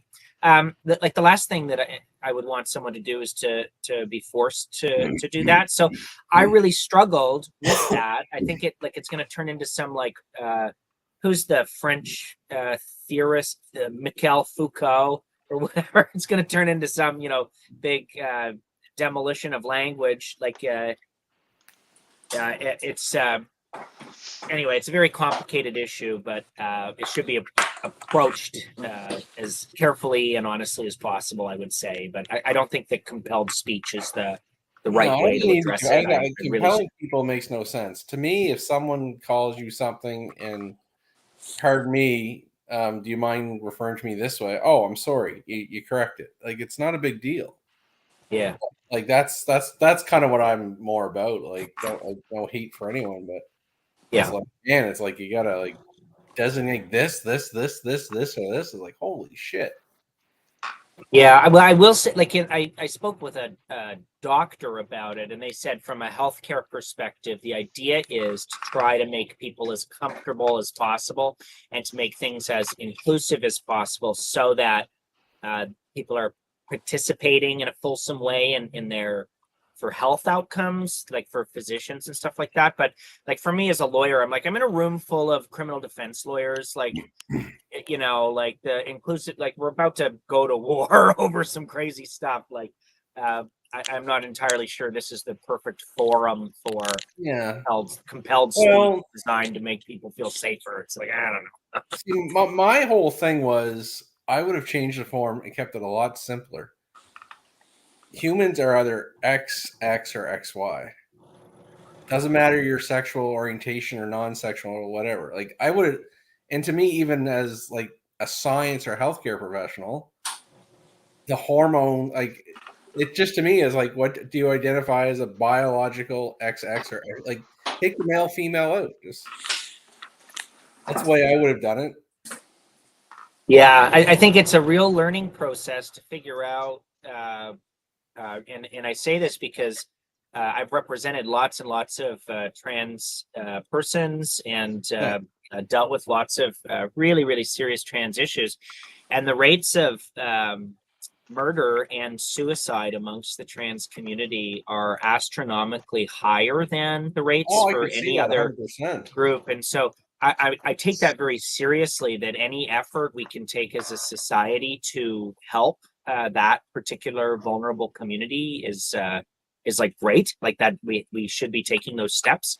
But again, like compelled speech, I get a little funny, and I can't shake that. And so I think I'm almost going to be reading Michel Foucault as like a self-help guide to navigate these new rules. I don't know, but ultimately, I think it's taking us to a better, more inclusive place. So I hear what you're saying. Oh yeah, no, and then I don't know what's fake news or like, is there kids identifying as cats or something like that? Oh yeah, they can identify as rabbits. You can identify as a bird. Yeah. There's people were talking about this on Facebook a couple weeks ago. There's a school in New Brunswick. I guess there's a couple schools in New Brunswick, but there's one school in particular has a litter box in the classroom. Yeah, I still don't believe that. I think that's fake news. For the furries. And then others chimed in that saying, oh, our school has it too. And then our school has it too. And these were the teachers saying For the this. furries? What furries? The kids that identify as being a fucking cat. What? Yeah. What? So they get litter boxes. Yeah, and again, I don't know if it's true or not, and I just feel. I'll tell you right now, folks. If your kid identifies as a cat, you fucked up. Well, they might need some psychologists or but I mean, a little assistance. I don't want to say. Nip that in the bud before they got to fucking school. I think if you're getting that type of advice from our weed podcast, you have bigger problems. I love it. Yeah. Yeah. Wow. I can't believe that. I can't. I mean, look, you can identify with whatever you want, but people can do whatever they want. Although identifying as an animal is that seems to be definitely a mental health issue to me. I'm sorry. But what about people that marry their dogs or their cats? I put that back into the mental health aspect. But I really love my dog. Like I say, sexual preference. That's not a mental health thing. That's a preference. That's a choice. That's within your. Now, this way, you have to be within there's your some that would disagree with you there. No, well, they're wrong. But listen, you have to when you start going cross species, we're having issues. I'm sorry. Yeah. Listen, guys, Jack's got to get going. He's got an appointment. He's got to get to. Oh no! I'm okay for a little bit longer. Okay. I just I have a trial starting, and I realized I was missing something, so I'm just frantically searching my desk for You it. bow out when you need to. How's that? Okay. Well, that's great. So continue. Oh no, we can switch off this topic. Yeah, we can switch off this topic, please. I was gonna take you guys out and show you my garden, and then I realized something. There's no lights out there. It's dark. It's dark. You know what? It's not just dark here. It's dark. Pitch fucking black. You cannot see a thing in my backyard, including no the stars. Would you ever get northern lights up there, Al? Yes, but not lately. It's supposed to be right now, but it's been so fucking cloudy at night that, like, I went out last night at about 4:00, and you just the stars were out, but it's too cloudy to see anything. That is a bucket list thing of mine someday. Yes. To see the Northern Lights? Yeah. You can go up a little bit further up. You'd see. Have you ever seen the Northern Lights, Jack? You know what? I have not. No. How far north are you? Like, I'm in Terrace Bay, which is 2 hours, I guess, south of or north of Thunder Bay. We're right at the top of the lake. Oh wow! So you're really far north. Okay. Oh yeah. Yeah, he's way. Yeah, I'm waiting to hear about some Santa Claus reports. Yeah, I'm doing my beer and I'm going all Santa. Yeah. I saw the Northern Lights in '81, but I had to look south to see them. You're basically what, 13 hours north of Toronto? Yeah. Wow. Yep. 2.5 hours to go along the highway there to Thunder Bay, past the Terry Fox statue. I drove by that thing. It's different up here, and a little more laid back. No, I wouldn't say that. No, it's a very busy little town. We're right on the highway. Actually, I got a quick question for Jack, canvas related, which could be interesting, good or bad. Go ahead. Jack, would a medical sales license holder be able to get the sensory license? So my position is yes. Remains to be seen. Letty, I know what you're doing. But I've been speaking, like, my position is that a retail, so if you are a private retail sales license holder in Ontario, that you can, so my position is that we might as well try, right? The medical sales license, my position as well is, like, their position is going to be, well, listen, this is supposed to be, like, because the organoleptic license. To be for testing your product, exactly. Yeah. So. Wait. Protesting your product? Testing. Oh, I thought you said protesting. No, testing. Sorry. I did say protesting. I'm sorry. But if you can get licensed to test other people's products. So that's the idea. And so, it remains to be seen if it would work, but that is the idea ultimately for the organoleptic license for a storefront. And my thinking was that if I could do it and get a federal approval, then I'm one step closer to having basically licensed consumption at a storefront, right? Which is the model that we want. So I've tried. Clients seem they get sort of cold feet as it's because if it goes wrong, you might end up with like a pretty serious problem with the provincial government, right? So ultimately, I hear what you're saying, Lenny, that I'll never be able to do it, but rest assured, I've been told that before. So I want to try and see. Well, I own the license to do it if we really want to get creative. Well, I love hearing that. So I absolutely love hearing that. So, but so that's my theory is to somebody's going to be talking to each other next week. Oh, maybe. I was wondering it because I say it's interesting because now I'm not it's not a cultivation license. But I do think there's a role for medical patients that maybe you do bring them in or a couple of them here. Why don't we try these various products and get your feedback so we can pass it on to other patients? Yeah. And so that would be the idea. I think it could work. I really do. And really, so ultimately, like I do the thought experiment. Okay. So we apply. All right. We've applied for the organoleptic license. The worst thing they could do is to reject it. If they reject it, they have to issue me a notice of proposal to refuse to issue the license, and I can judicially review it. So I can then go in front of a judge and say, okay, they say that this special license is only for what? For like testing is testing, right? Yeah. And like if they want to make a suggestion that we're really creating some consumption lounge, then they can make that suggestion, but they don't have any evidence of that. And I think a judge would agree and say, nah, they can have their license, like unless you change the the terms of the licensure, which of course, knowing Health Canada, if and when That's we what win they that would this do. case, they would immediately do it. But if I could win one, I think it would be wonderful. Oh shit! Wow. Food for thought. Mm-hmm. I think everybody's really, really buzzed. And somebody is sitting there pushing those little bubbles. Bursting bubbles is what it sounds like. Who's doing that? I don't know. I think it's Marcel. It's not me. Are you trimming Darcy? No, I'm sitting here at the table, quiet as a church mouse. No. It sounded like a pair of scissors to me.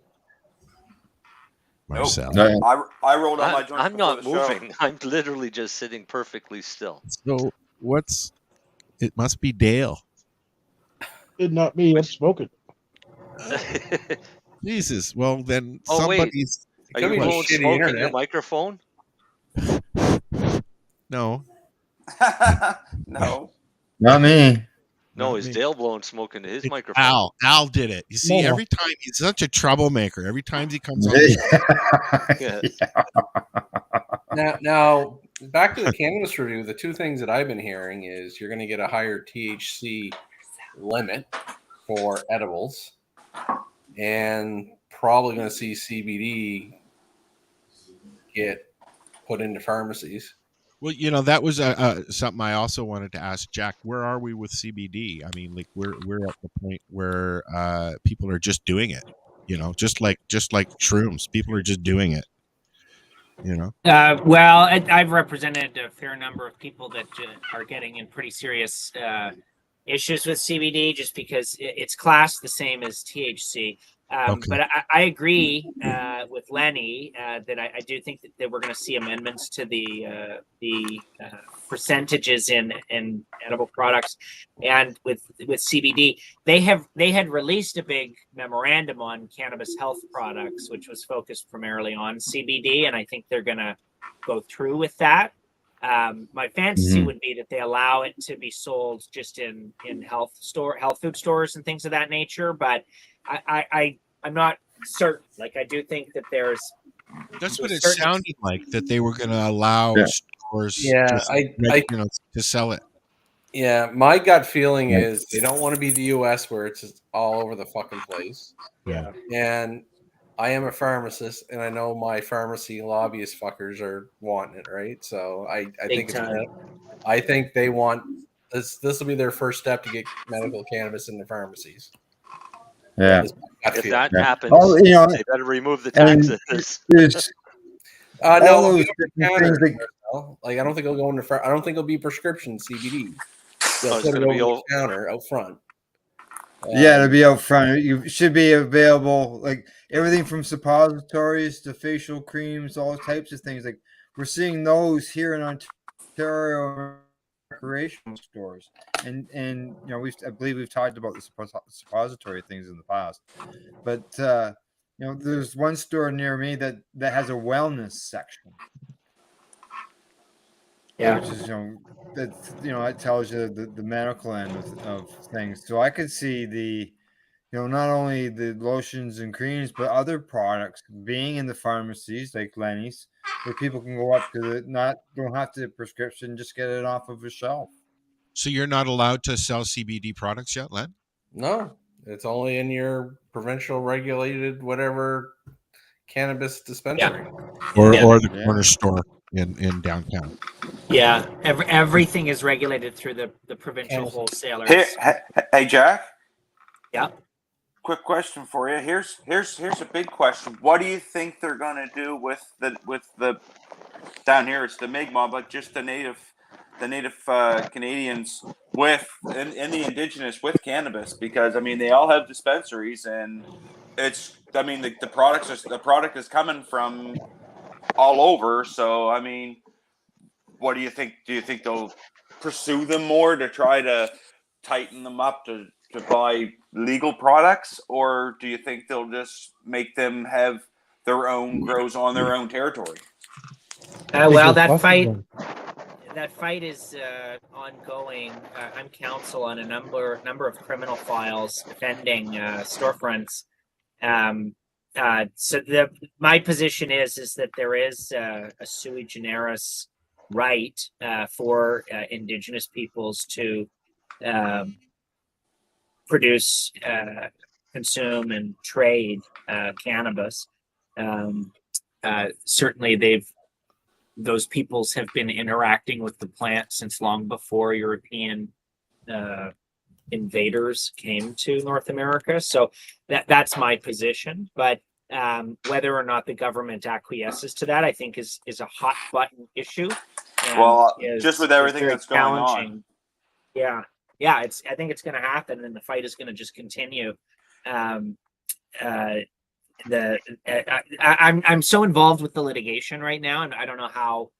I'm not going to provide a balanced view of it because I think I'm right and the government is wrong. Of course, but no. I was just wondering, do you think the government, would kind of step back a little bit with everything that's going on with Indigenous in Canada? So I hope so, but I doubt it. Okay. Actually, there's something local that just happened this week, I believe, on the Millbrook Reserve. The RCMP and some tax revenue people raided a dispensary there. Yeah. And where? Millbrook? Yeah, it's a high-grade smoke shop or something, I think it's called. Yeah, is that in Ontario or is that down east? Here in Nova Scotia. No, it's in Millbrook, Nova Scotia. Okay. Yeah, I just see Jack on the screen, so I'm not sure where it's just the one? Right. Just the one, Chris Gugu's. Ooh, the high-grade really? smoke shop one. Yeah, when they're getting them for taxes and shit. Wow. Taxes. Oh, that's how they shut down Capone. Don't they pay their taxes to the band? It doesn't make sense to me. I don't know how they're coming after him for tax stuff, but they had tax people there with the RCMP when they raided him. No, it's not normally that you'd ever hear any of the natives being charged for taxes. Indigenous, yeah, it's odd. Yeah, I don't know the whole story.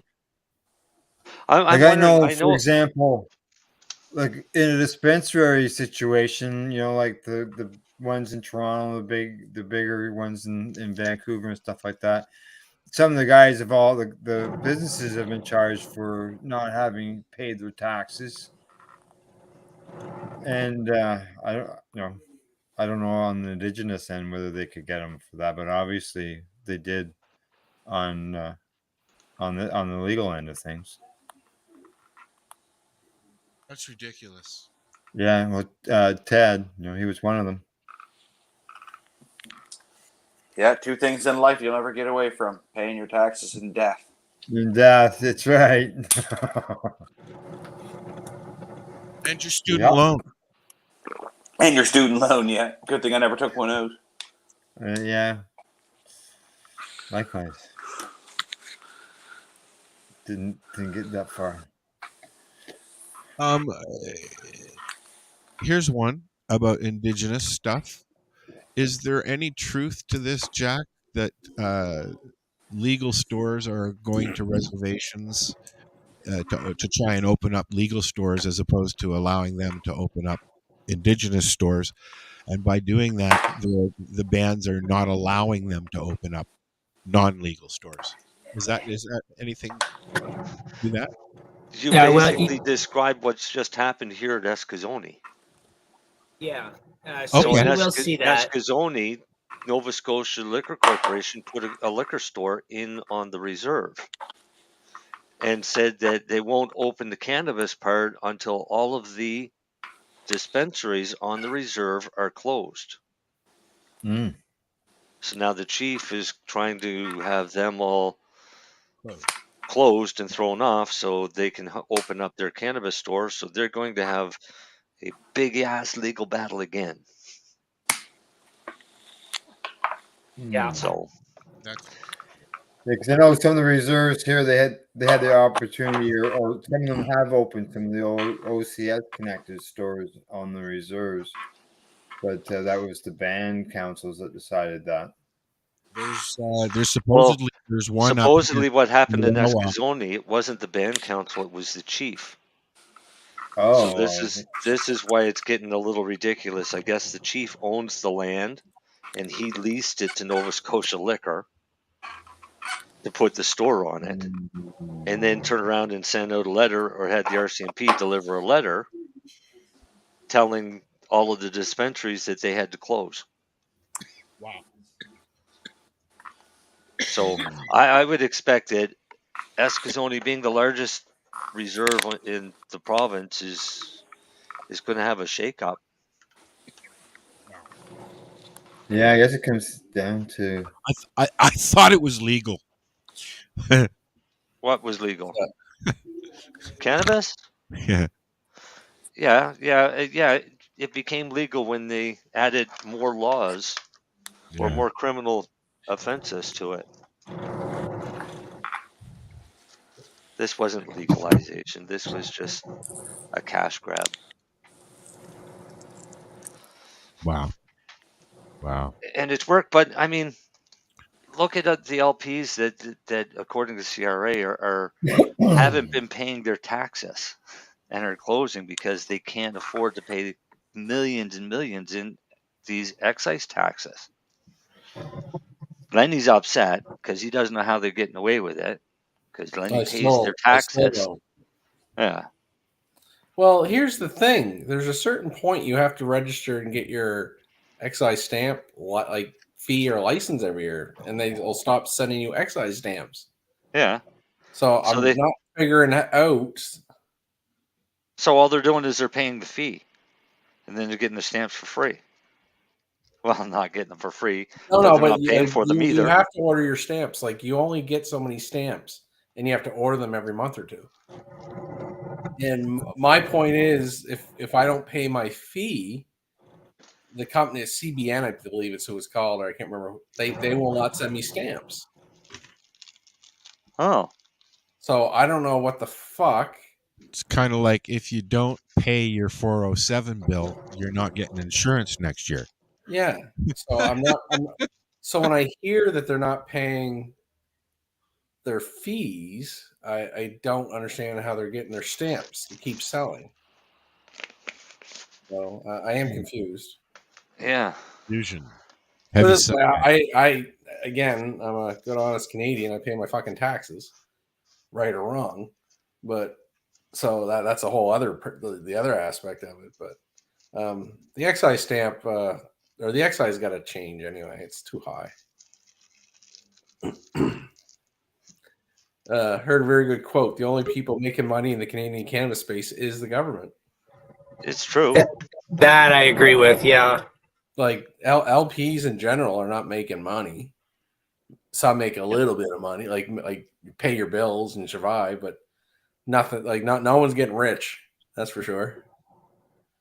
Dispensaries as well, like they're not killing it. No, I don't think you can make 20 million they made for the OCS.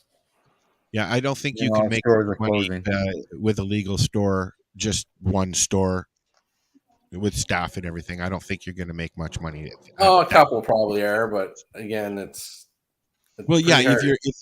If you're a big shop and you've got multiple shops, you might, but you're not going to make $1 million. I just had this conversation with somebody up here who was thinking about opening up a store here, and I was like, you're not going to make $1 million with one store, right, Jack? Well, it depends. There's lots of different, things that can happen. But I've had some unexpected clients do great with legal stores and stuff like that. You just never know. But I think if you're going to open a cannabis store, you should just really love running a cannabis store. And most of my clients that have found the most success love cannabis. They love running a weed store, and they're having a blast. Yeah, like you like honestly, I would do it more as a mom and pop thing. Like, you probably make enough, pay your salary, yeah. Your time, but are you going to get rich at doing it? Probably not for the most of them. Yeah, but you're going to make a living. Well, hopefully, yeah, it can be done.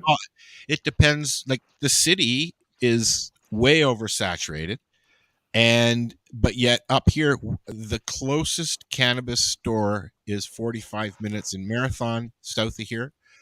Or in Thunder Bay. There is a store on the res in Wawa. I'm not sure if it's an LP store or not. And that's it. And it puzzles me why there's no reservation cannabis huts here, because there's reses all over the place up here. In between every town, there's 4 or 5 different reservations, but there's no cannabis. No. Lots of gas, lots of cigarettes. No So why don't you open a legal store in Terrace Bay, Al? Yeah, sure. I'll get right on it. There's actually one coming to Terrace Bay. I'll be interested to see what happens with that. When, I don't know. Maybe you could have a radio show at the grand opening. There you go. Maybe. Yeah. Maybe. We were going to do that at Canna Cabana, weren't we? We didn't. We didn't. So, we're getting close to the end of the show, and I wanted to make sure that Jack lets us know what he's been up to, because we really haven't asked him what you've been up to lately, other than lawyerly stuff. Are you still doing the normal thing and all that? Yeah. So still, I've always worked with Normal Canada, so I'm still with Normal Canada. You can check us out. We're going to be at a couple of festivals in the next little while, so you can just check out our Twitter. That's where we'll announce it, Normal Canada. And I'm Jack Lloyd Lawyer on Twitter. And if you want to look at my books, you can check us out at all good bookstores and of course, Amazon. We're called Green Candy Press. Yeah, man. And I need to talk to you about a book, buddy, because I ain't going to find one up here. Yeah, I'm just trying to remember. I've got a new cookbook coming out, I think. One sec. Let me see. Another one? Yeah. So we did the psilocybin cookbook, and then I think that there's a new marijuana chef cookbook coming out, and then we were trying to do the Ganja Kitchen Revolution as well. But let's see. I should have had this prepared. It's been so busy. No. We're just laid back here. You know that, buddy. So I'm just looking. Yeah, here we go.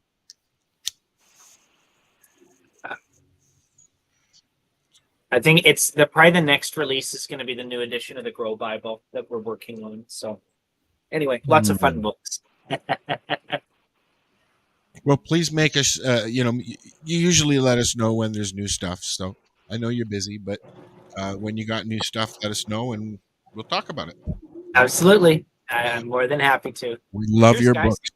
books. Cheers. It's always a pleasure to speak to all of you, and onwards and upwards, guys. All right. We're going to let Jack go. You take care, buddy. See you next time. Guys. Thank you very much, buddy. Always.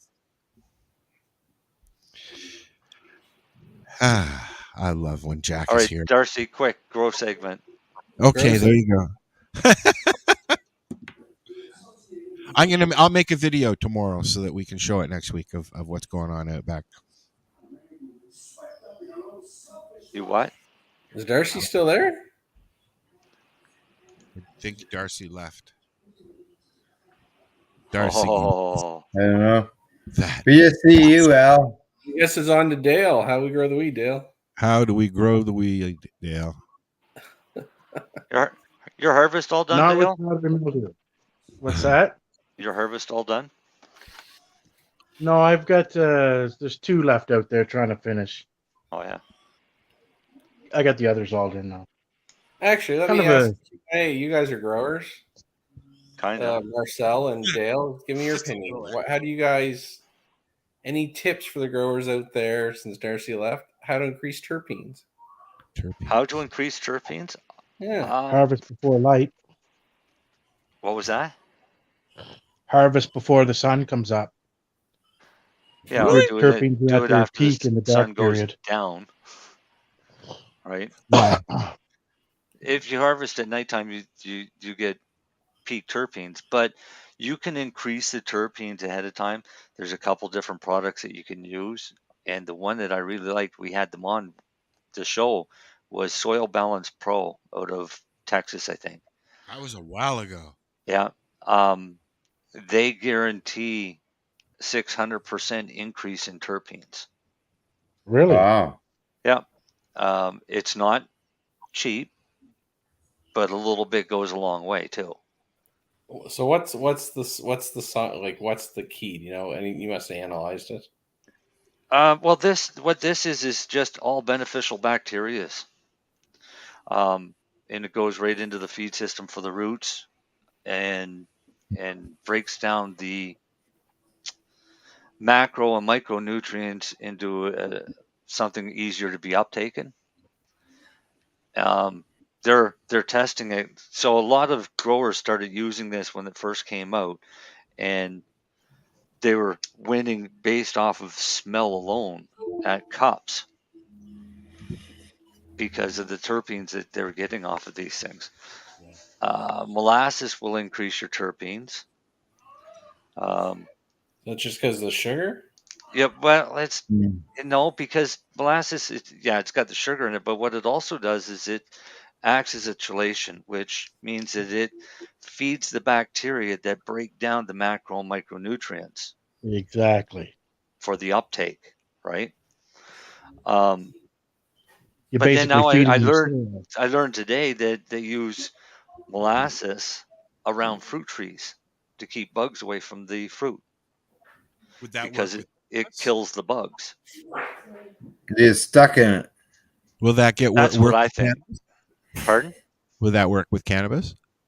Well, I mean, I've been using molasses in feeding schedules probably 15 years. Okay. I like it. It's you notice a difference if I did one pot doing molasses compared to another pot. I notice a difference just in the root structure alone from those two pots if they're the same strain. And the molasses has a much more widespread root structure. Have you done full-blown living soil yet? Yeah. Yeah. How'd you like that? In all honesty, not what it claims. The first time I tried it, they guaranteed me that I wouldn't have to add any nutrients and I'd have the same volume. So I did it side by side. And I was so disappointed halfway through flowering that I started giving it additives and food just to try and have some bulk so it didn't look so pitiful. This year I tried one of the living soils outdoors, and I ended up during veg starting to feed it on my regular feed cycle, but I was told I wouldn't have to feed it. So I'm not, for the amount of money that they're charging for them and what they're claiming, I don't think they're worth it. Have you built your own soil? Yes, I did that for years, and it's just a lot of work. But really, my go-to now is the Pro Mix General Purpose, and it says it's got enough feed in it for 6 months. It's maybe for a tomato, but even then I'd want tomatoes, so I'd still feed it. I find that soil is as good as what I used to make myself. You know what? One of the things I've been growing living soil for years. Yeah, I mean, a lot of people love it. And it's easy. I mean, you get it, you throw it in the pot, you put your plant in, and you go. When I was mixing soil, I'd have literally bags of peat moss, bags of perlite, bags of vermiculite, bags of compost, bags of manure, all laying out onto a tarp and then mixing them together. Mixing them together, yeah. And then filling pots. I've seen that. They have Pro Mix for garden and herbs. Yeah, same thing. Well, there's an organic one. Yeah. I mean, ProMix got a lot of different products. I mean, you get ProMix HP, which is a good product, but again, the ProMix General Purpose. The reason I like it is if I'm busy and I miss a feeding, it's not a big deal, right? So it's not like if I was running just Coco Coir, get on the feeding schedule, you want to feed it every time with that feeding schedule, right? They do have one with cocoa core mixed in it. Oh, I know. But I mean just plain cocoa core, nothing else in it. Oh yeah. I've never grown use just that- straight cocoa core. I Yeah. used that stuff that you suggested, Marcel. I used it once, and I've just been flushing. I haven't used anything else. So would that be considered organic? Pretty When it's much, done? yeah. Yeah. Oh, cool. Yeah. All See, I could find. listen, up really until though, when you now get down to it, chicken Al, manure. organic isn't even organic. So I mean, I know. It's just like, is it a kush or is it not a kush? yeah, pretty much. It all depends. Well, you got adding chemicals in your water and stuff like that too, right? Like the municipal water, that wouldn't be considered organic.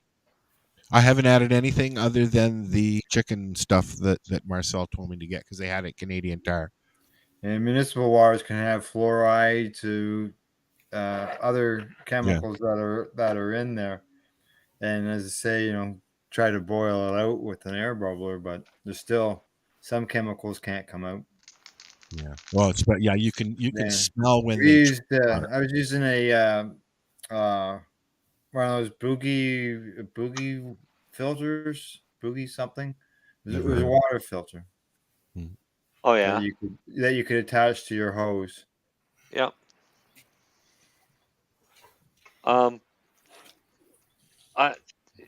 Just so you know, guys, we got to wrap up soon because we're on a time restraint I've now grown with new system. with well water, and I've grown with town water, which has chlorine in it, and I never saw a discernible difference between the two over all the years of growing. A lot of people will run town water that has chlorine in it and fluoride in it, let the water sit for 24 hours before they use it, which is totally fine. Yeah. I mean, as soon as water and chlorine meet air, the chlorine starts to evaporate. Yeah, people would put it in water jugs and just leave the cap off so that it could evaporate. Yeah. Yeah, exactly. I mean, when you stir it and agitate it, that helps the gas off too. Oh yeah. Yeah, so if I grow inside in a tent, then I have my reservoir filled with water that's feeding my autopots, and I have another 5 gallons of water sitting open. So that by the time that I've got to fill up that reservoir, there's no chlorine left in that water. So it's just an easier way to do it. Then I don't have to worry about chlorine, but I don't really worry because outdoors I run off the garden hose. And where's that water come from? Municipal water. So it's going to have chlorine, fluoride in it, and water the plants, and the plants are happy to see it. I used rainwater this summer outside. I've used rainwater. I couldn't collect it this year because the last storm, last year's storm took out the eaves trough to do it. Right. I'm gonna use rainwater next year, and I haven't done anything with pH or checking or anything. I'm gonna wait till we're playing inside to do that. I just it's more important inside you get that right. You still have some of that chicken shit left, right? I got lots of it. I only used 1/4 cup. Okay, good. So next year or your next grow, you'll use that until I get the anything else. I'll use that. Yeah. No, you're going to use that plus. Okay. So what we'll do is when you go to fill your pots, we're going to mix this shit into the soil that you're putting into the pots. Okay. And then you're still going to go through the regular feeding schedule and get bigger plants. Okay. Because that chicken shit's going to basically provide you a lot of nutrients in between your feedings. Okay. Cool. Right? That's kind of like the reason I like using the Pro Mix general purpose. Because you can add stuff to it. You have to add to it. If you want big plants and big buds, then you have to add to it. Oh yeah. There's not enough food to last forever. No. Pro Mix. Even though it says that it's 6 months worth of food, that might be 6 months worth of food for your daisies out front of your house. But definitely not to run a cannabis plant. Cool. Cool. We got to go, guys. Yeah, cool.